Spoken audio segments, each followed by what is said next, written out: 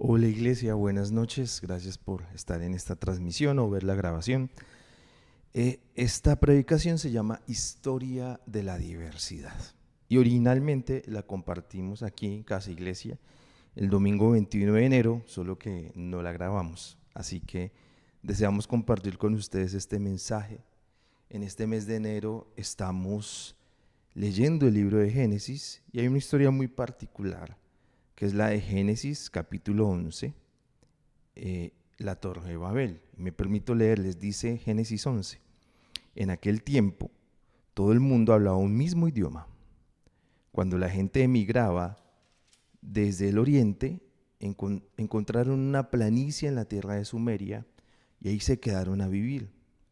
Se dijeron unos a otros: vamos, hagamos ladrillos y pongámoslos en el fuego para endurecerlos. Entonces usaron ladrillos en vez de piedras y brea a cambio de morteros. Luego dijeron: vengan, construyamos una ciudadela religiosa con una torre que llegue hasta el cielo. De esta manera nos volveremos famosos. No dejaremos que nos dispersen por todo el mundo. De hecho, el Señor bajó a ver la ciudad y la torre que la gente había construido. Y dijo el Señor: miren, ellos son un solo pueblo, hablan todos un mismo idioma. Ese es solo un comienzo de lo que harán. Ahora lograrán todo lo que se propongan. Vengan, bajemos y confundamos su idioma para que no se entiendan entre ellos. Entonces el Señor los dispersó por toda la tierra y ellos detuvieron la construcción de la ciudad. Así que la ciudad fue llamada Babel, porque el Señor confundió las lenguas humanas y desde ahí el Señor dispersó a la gente por todo el mundo. Bueno, esta es una historia interesante porque uno podría decir, esto simplemente era bueno y Dios fue como celoso y lo destruyó. Pero vamos a entender el contexto. El contexto es que estábamos en esta nueva humanidad que viene de Noé y sus hijos. Y la misión y el propósito de Dios, el encargo de Dios para la humanidad en ese momento era dispersarse, era movilizarse y de nuevo desarrollar esta nueva creación, poblar de nuevo esta tierra. Pero lo que vemos es que ellos tienen es una intención, encontraron un lugar próspero, cómodo, y tienen la intención de acumularse allí, que es el problema de las grandes ciudades, el problema que hoy seguimos viendo, la acumulación de población en un solo sector. Sin embargo, sin embargo, eh, lo que esta gente tenía y que es muy peligroso es la obligación de la unidad. Es decir, hagamos que esto tiene que funcionar, todos tenemos que hablar igual, todos tenemos que vernos igual, todos tenemos que expresarnos igual. Y eso es lo que no nos podemos permitir. Una iglesia sana es una iglesia diversa en edades, en estratificaciones socioeconómicas, si se quiere, inclusive en opiniones. Hay una verdad central que es el Evangelio, y a través del Evangelio nuestra vida encuentra respuesta. El Evangelio es perfecto, no hay contradicción, pero el resto de las realidades humanas sí contienen contradicción, sí contienen desafíos, sí contienen desacuerdos. Pero la obligación de la unidad nunca va a ser algo coherente. No podemos obligar a la gente a que venga a la iglesia, sino queremos que el acto de hacer parte de la iglesia sea voluntario, el acto de ofrendar y ser generoso sea totalmente voluntario.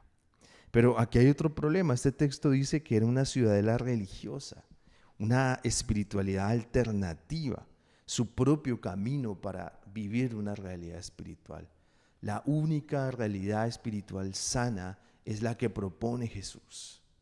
Porque Jesús es muy simple. ¿Por qué? Porque Jesús lo dio todo para hacer esa realidad espiritual.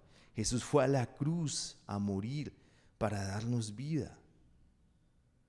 El resto de espiritualidades tenemos que dar algo para recibir. Pero el caso de Jesús es totalmente contraria. El Dios que se hizo hombre para morir y rescatar a la humanidad. Y sobre todas las cosas, lo más peligroso es esa palabra que no quiero ser dispersado, y al final en el versículo 8 el Señor los dispersó. Es no querer cumplir la misión de Dios, es querer estar anclados en esa situación, es querer estar anclados, ser egoístas. Y precisamente cuando hablamos de misión, la misión no es, nos vamos a ir al África, nos vamos a ir a Corea del Norte, ocultos. No. La misión es lo que tú haces, tu trabajo, tu responsabilidad en el hogar, tus responsabilidades civiles o políticas. Esa es la misión. La misión de Dios es igual para todos, hombres y mujeres creyentes, hacer y ser discípulos de Jesús. Llevar el evangelio de una forma real, donde quiera que estemos, mostrar que somos cristianos, no solamente con palabras, sino con hechos. Orar por quienes lo necesitan, orar y servir a otras personas. Pero el plan de Dios no era el plan de Babel. La historia de la diversidad es una historia mucho más profunda. En el siguiente capítulo de Génesis, en el capítulo 12, en los primeros 3 versículos podemos ver lo que Dios sí tenía en mente para las personas. Y es: el Señor le dijo a Abraham, deja tu país, tu gente y la familia de tu papá y ve a una tierra que yo te mostraré. Te convertiré en una gran nación y te bendeciré. Te haré famoso y haré que seas una bendición para otros. Yo daré mi bendición a quienes te bendigan, maldeciré a quienes te maldigan. Todas las familias de la tierra serán benditas en ti. Ese era el plan de Dios. Lo que realmente Dios quería y que lo está cumpliendo a través de Abraham es salir. Y aparentemente puede ser una tierra prometida o puede ser un hijo que vendría para este hombre o una gran generación, pero lo que Dios tiene es realmente bendecir a todas las familias, sin importar su raza, sin importar sus ingresos, sin importar su afiliación política, sin importar su rango etario, su edad. Es la bendición para todos. Y la única forma de obtener bendiciones y transformación para todos es a través del Evangelio, de vivir el Evangelio. Y este pacto y los otros diálogos de Dios con Abraham los profundizamos en la predicación del pasado domingo, que se llama Amistad con Dios, que te la recomendamos, puedas estudiarla, no solamente escucharla, sino volver a leer esos textos y permitir que Dios te hable a través de ello. Eso es lo que realmente quería Dios. No una tierra especial, no un pueblo especial, no que se amontonaran en un solo lugar para ser aparentemente poderosos, sino realmente bendecir y transformar el mundo. En Éxodo 19:6 también nos vislumbra un poco más de lo que Dios quería. Éxodo 19:6 dice: ustedes serán un reino de sacerdotes, una nación santa. Esto es lo que le dirás a los israelitas. Eso era lo que el Señor quería. Ustedes serán un reino de sacerdotes, no sacerdotes que un reino, sino un reino de sacerdotes. Personas que cargan la realeza de Dios, que cargan la identidad de Dios, pero no la cargan para jerarquizarse y oprimir o buscar privilegios, sino cargan esa identidad de Dios para servir a otros, para ministrarla a otros. Ahora, retomando, Babel y su idea promovía 3 cosas que no son buenas: la obligación de la unidad. Segundo, ese camino propio de espiritualidad separado de Cristo. Y tercero, no querer cumplir la misión de Dios. Y frente a estos 3 desafíos de Babel, hay 3 respuestas divinas. La primera es diversidad. En contra de la obligación de la unidad está la diversidad. Y vamos a ir al otro lado de la Biblia, al libro de Hechos, capítulo 2. Hechos 2, versículo 5. Hechos 2, 5. La llegada del Espíritu Santo, dice: en Jerusalén estaban viviendo fieles judíos que habían venido de todas partes de diferentes naciones. Al oír el ruido se reunió una multitud y estaban confundidos porque cada uno los oía hablar en su propio idioma. Muy sorprendidos y llenos de asombro decían: ¿no son todos estos de Galilea? ¿Cómo es posible que cada uno de nosotros los oiga hablar en nuestro propio idioma? Somos de diferentes partes del mundo. Partia, Media, Elán, Mesopotamia, Judea, Capadocia, Ponto, Asia, Frigia, Panfilia, Egipto, el área de Libia cerca de la ciudad de Cirene, visitantes de Roma, Creta y Arabia. Algunos de nosotros somos judíos y otros nos hemos convertido al judaísmo.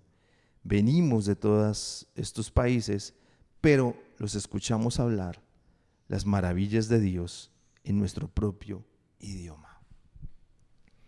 Es la antítesis. Babel, todos hablan el mismo idioma. Dios confunde sus lenguas y se destruye este proyecto de obligación de la unidad. El Pentecostés, una iglesia llena del Espíritu Santo, que es capaz de comunicarse en diferentes idiomas, pero con un solo mensaje: las maravillas de Dios.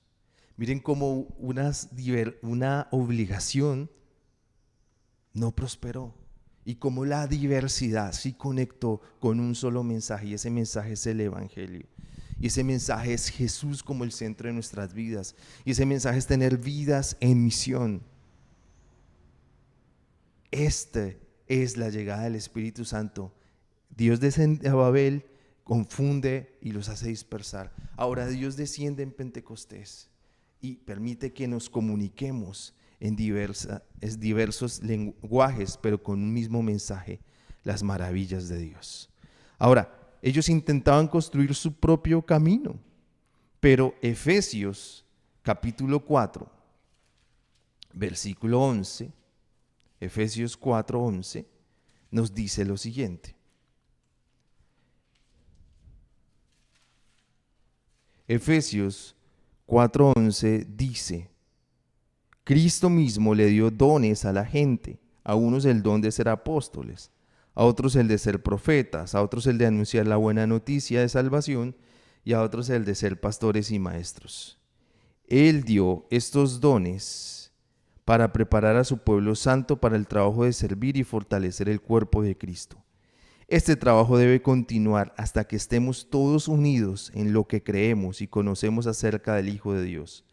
Nuestra meta es convertirnos en gente madura, vernos tal como Cristo y tener toda su perfección. Miren que ahora, en vez de un camino propio de religiosidad muy egoísta, tenemos un cuerpo y la iglesia y un camino y una meta clara. Y esa meta es convertirnos en gente madura, vernos tal como Cristo y tener toda su perfección.